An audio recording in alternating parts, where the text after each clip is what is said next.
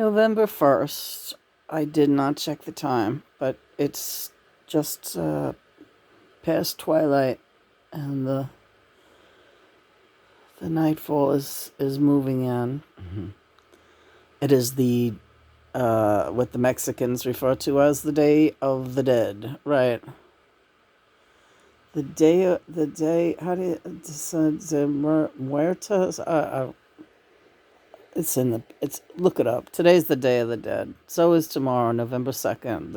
It's a 2 day affair, and it's a somber holiday, not a big celebratory thing.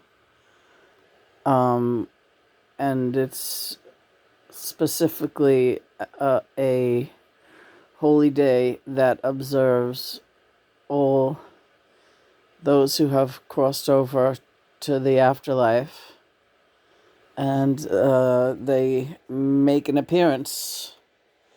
And it's not to be confused with Halloween or All Hallows Eve. It is the Day of the Dead. And it's been a real vibe all day. I could feel it.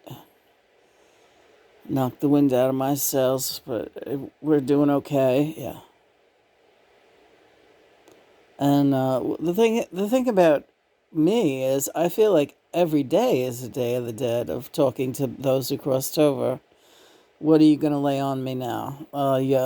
Your godmother is here just to say hello. Hi, Dante, honey. How you doing?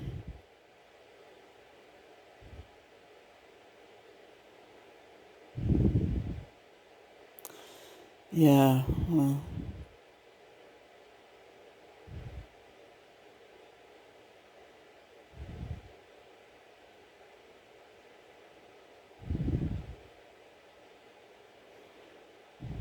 mm,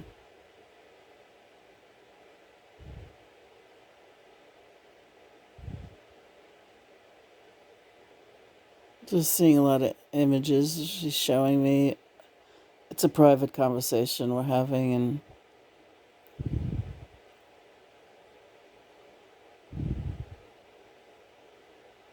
mm,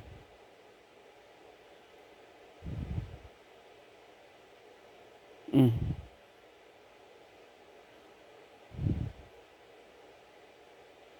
mm-hmm.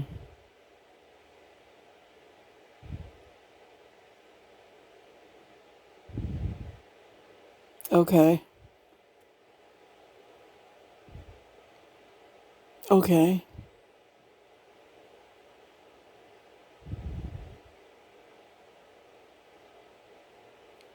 Yeah.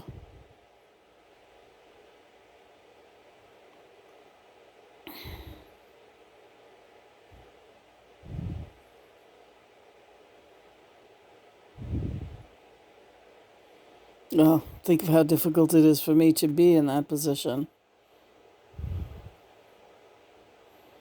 Yes.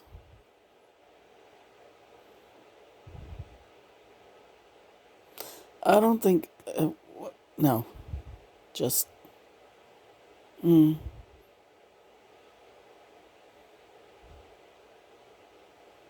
I I can't help but feel that if it was anyone else going through it, that she would be right there helping them, and because it's me, it's just like it was always like, oh, let Lynn fend for herself.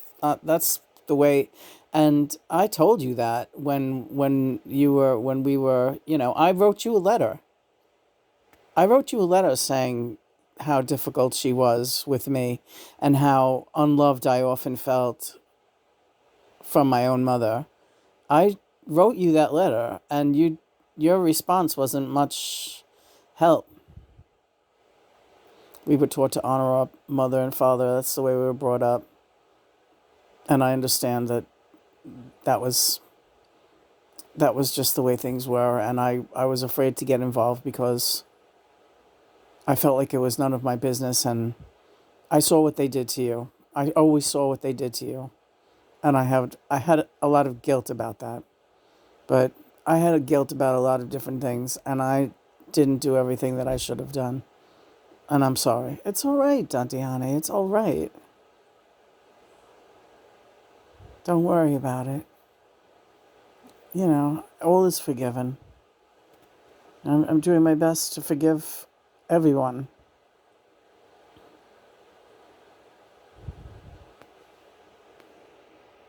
She specifically, John, yeah, she wanted to address the letter that you sent to her. She knew. She just there was no talking to Madeline. There never was. No one could talk to Madeline about Madeline.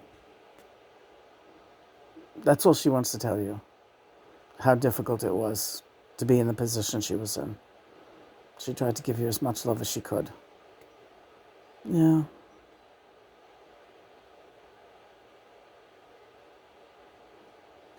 Well, you know, uh, when am I gonna be past the point where you know, this is keeping me from, I think, physically healing, but I don't know. You just have to just follow what I have prescribed for you. It's happening and it's taking place, but there's someone else here to see you. Hi, Eugene. Hi, Sid. Hi, Cass. Hi, Belinda. Some of them aren't dead yet. Hi, David. And David. Oh boy, Mara, hi. So everyone's just celebrating the Day of the Dead, and we're just rolling with it and getting, I guess, just geared up just to relax tonight. It's been a trying day for me, um, and I just, I don't, I don't know. I feel like a broken record. Every day is a trying day.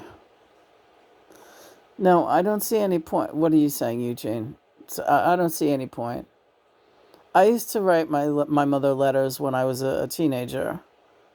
When I was upset about something and I never felt like I could talk to her, and she would rip my letters up in my face practically and say, "Don't give me that shit. This means nothing to me. Stop writing me stupid letters." So it's like, all right, she really doesn't want to hear anything from me.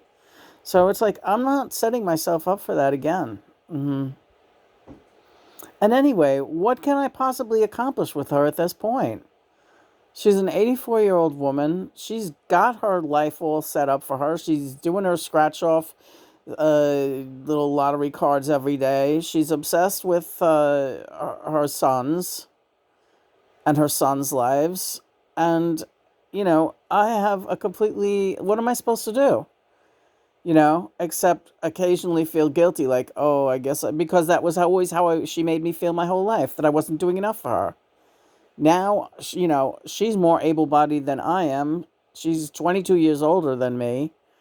I am not in a position to fucking. If she was in a wheelchair, I would not be in a position to wheel her around. And she's certainly not making any offers to make my life any more easy. So it's like, and they're loaded unless she spent all the money on scratch offs, but that's none of my business. I don't care what my parents do with their money anymore. I stopped caring about any of that crap anymore, getting what I was due in that family. They're not probably going to leave me anything. And that suits me fine. Give it to your nasty daughter-in-law.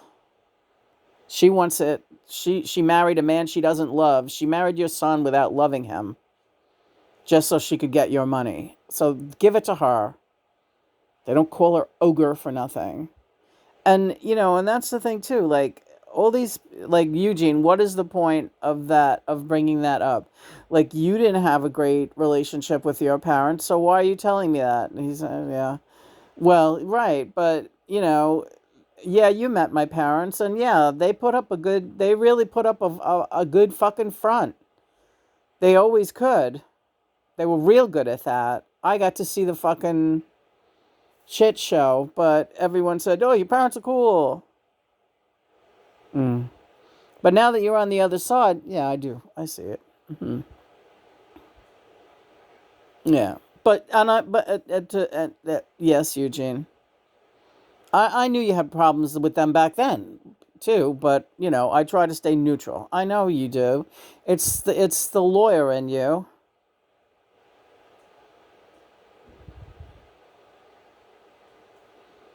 Don't worry. Okay, I won't worry.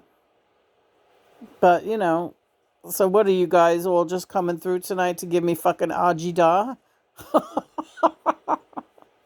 Because I don't need it. I don't need additional ajida in my life. I really don't. What is everyone saying right now that you should have your dinner? I don't even have dinner. I have crackers and peanuts. That's my dinner tonight. I don't even give a shit anymore, honestly. It doesn't even matter. It's just, don't people just fast until they just fade away? I mean, when am I going to come to that conclusion that that's the way to roll? I'm not trying to say this for any other reason except that it's just like, you know, I don't know.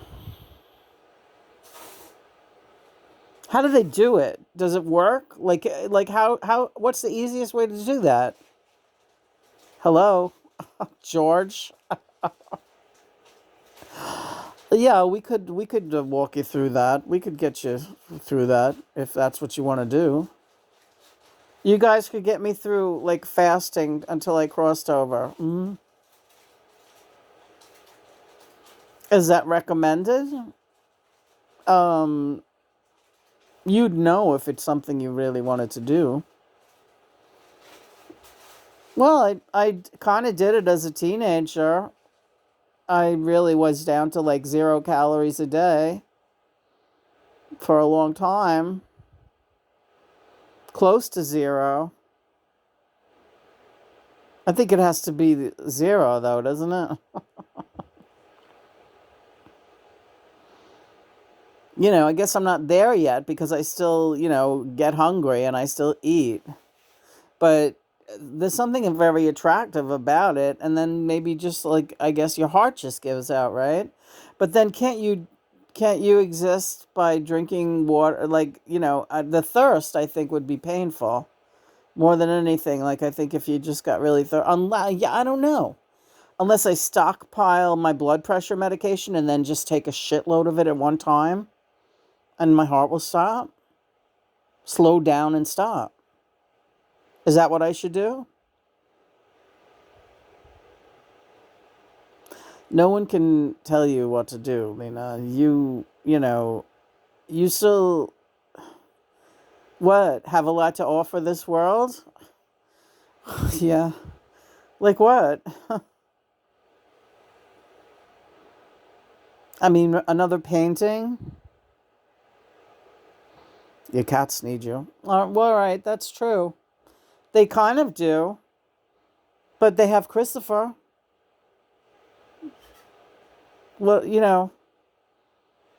he's sick of this shit. I don't blame him. He doesn't want to deal with me anymore. I don't really, I don't need to deal with this. I mean, I don't know. I don't know. I guess I'm just venting.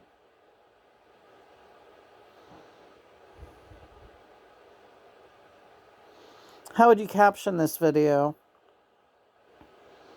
Suicide by martyrdom. How do you feel, John? I'm with you. I'm with you. And therefore, whatever you decide to do, I'm with you. So if I decided, like, if I was able to get up on a building and jump off, you would be with me. Yes. But I wouldn't recommend, I wouldn't be one way or the other about it. I would just be with you.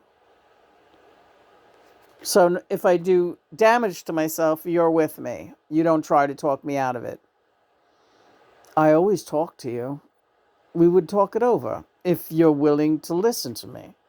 All right, so you're not weighing in on any of these things that I'm talking to you about tonight. About, you know, well, here's the thing. Do you really feel ready to cross over right now? Right this minute?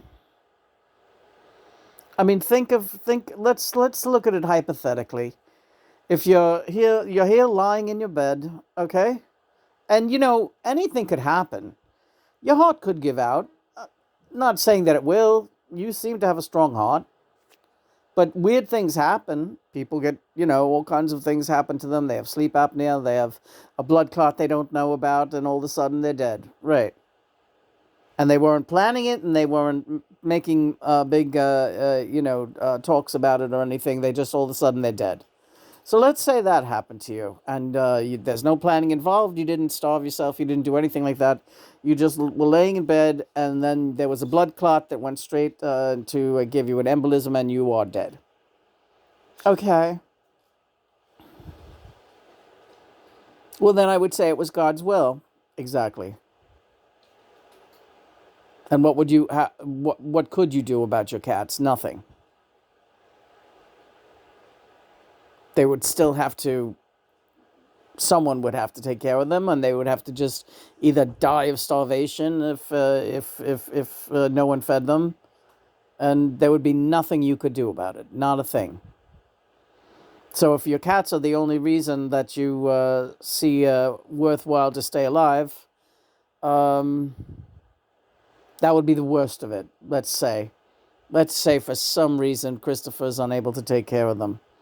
They would be very sad. Mommy's dead in bed. Okay, now what? And then slowly they would die.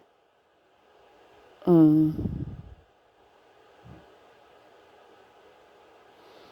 I don't want that to happen to them, right?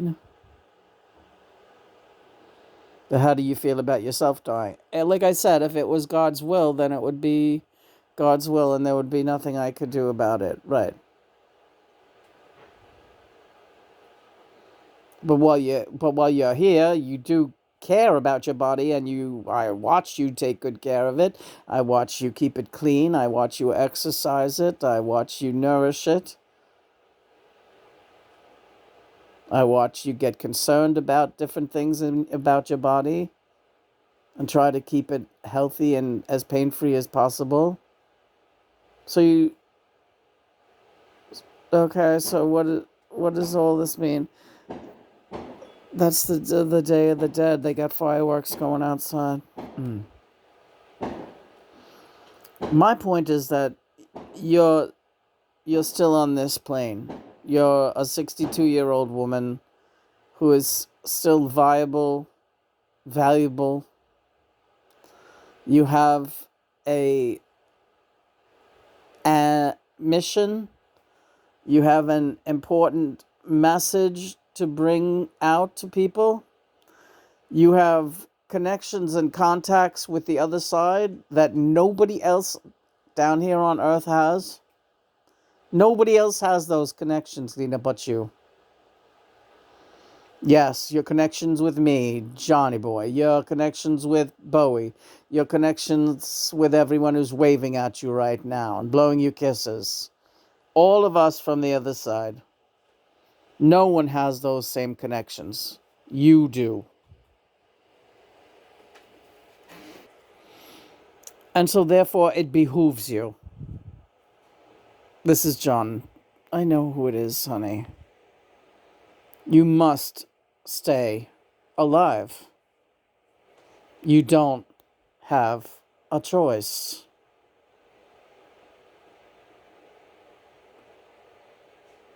I know. Now you can feel bad about your situation. That's allowed. So stop beating yourself up over being sad to be disabled. But then get over it. You gotta. You gotta get over it, girl. I'm over it already.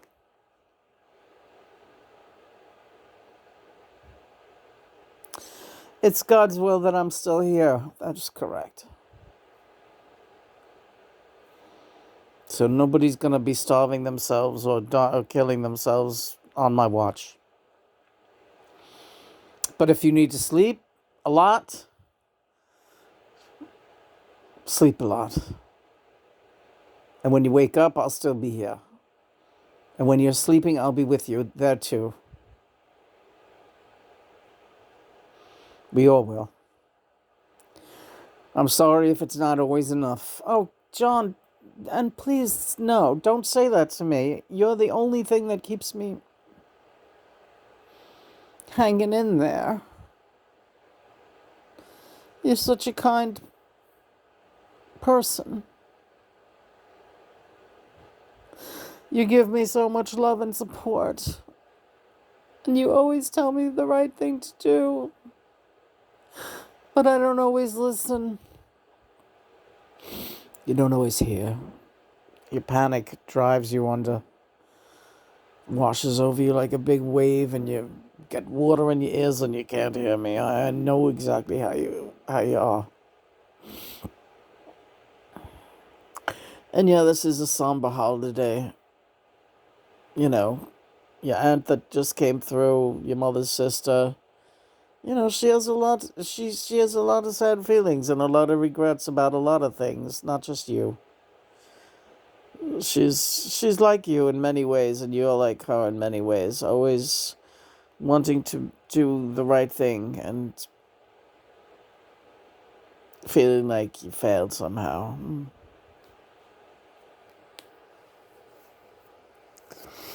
Biological mother, she could have taken a lesson from that type of, instead of thinking she knows everything and she's the greatest and she does everything perfect and nobody can tell her nothing. That's what gets her in trouble every time. Yeah, don't I know it. The only person she ever fucking said, didn't say boo about was the guy she married. Oh, they fight like cats and dogs now. I bet they do. Hey, John. Hey. No, this is a good video. It's a document. It's fine. Who else is out there? Oh, so Bowie, what's up? Change. Yeah. You're going through a lot of changes right now. Your very DNA is shifting and transforming and sleep. Yeah. I feel like that's what I want to do most of all is just forget about everything and sleep and just not be around. I don't want to be conscious. It's like I really want to be unconscious. Like I understand the opioid addiction, and it's a good thing I got off those things when I did. Well, yeah, we saw that. The red flags there. Yeah. But for the short time that you were taking them for pain, that was the only way you could manage the pain. It was that bad.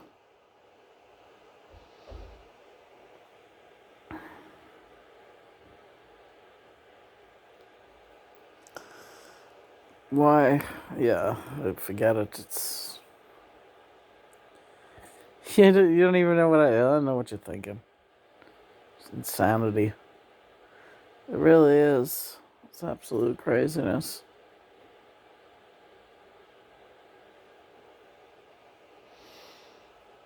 It's so funny. I was thinking about how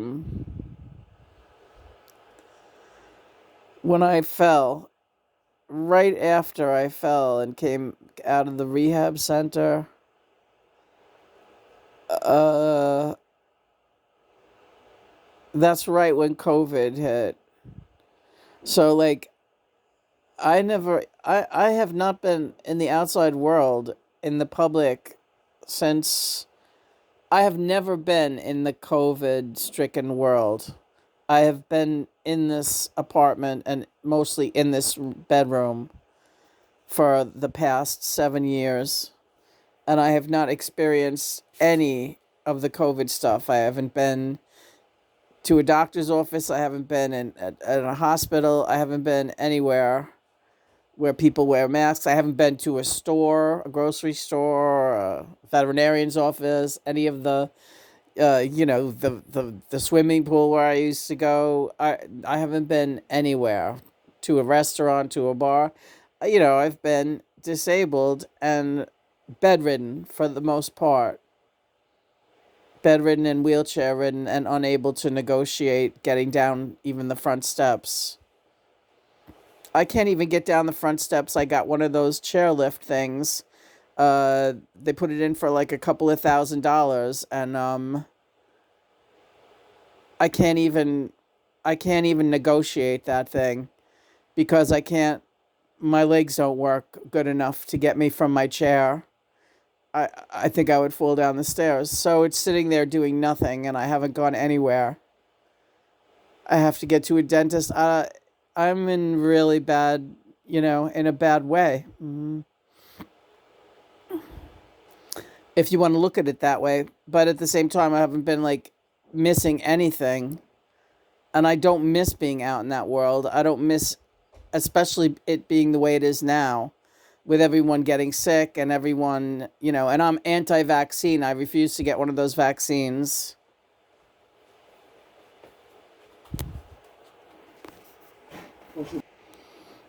So it's like a total fucking weird situation where I'm like in this weird limbo in this room and have not been exposed to any of the realities of the outside world. It's like I bypassed that whole situation, and I have no desire to be out there.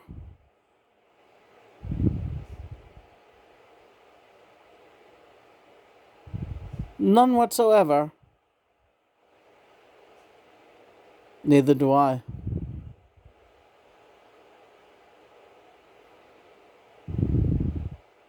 This is where we are. Yeah.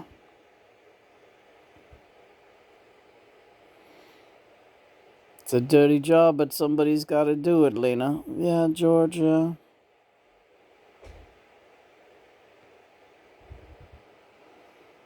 How you guys out there? So, hi, Paul. Hey, Richie. How are all you guys celebrating the dawn of the dead? The day of the dead, whatever. We're rejoicing in your status. You did a lot today. You changed the sheets on your bed. I know it took a lot out of you, but it was great. You did a great job. It was wonderful. Yeah, it did work out pretty well.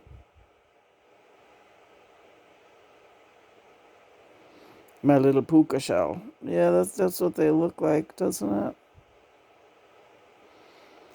Well, this was a cheerful video. That's just fine.